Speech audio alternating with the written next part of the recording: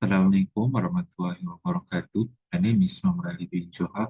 In this video, I'd like to share the latest tutorial, which is in Play Tutorial 6. The name of the tutorial is Joystick. So the objective of this tutorial is to share the knowledge on how to use the joystick as our second controller and playing game in Unity, using Unity. So the first step you need to so first we need create the project and create your own game football environment.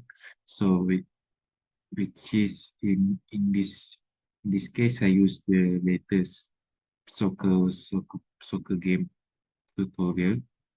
So first we need to do is go to edit and then go to project setting and clear to the input manager.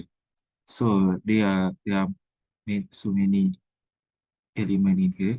So we just only use 4, which is horizontal, vertical, fire tool, and mouse X. So for the horizontal, the below horizontal, not the first horizontal. So first click the horizontal, make sure the type of horizontal is joystick axis and the axis in x-axis. It's same for the vertical. For the type is joystick axis and the axis in y-axis. So the second input is file 2, which is in here.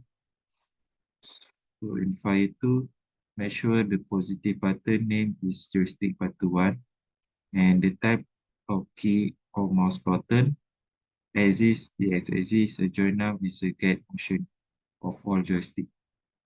So that's a for file 2. And make sure in the playable coding in script, make sure to change the input.get key down to the input.get button key and type the file to input in here. So that's for the mouse for the file 2 and then go to the mouse X. So function of mouse X is for the camera movement this game. So make sure the type is joystick axis and axis make sure the input the name of the axis is fourth axis. And join name is get motion from all joystick. So I think that's for the input manager. So I think that's for my joystick tutorial. Thank you.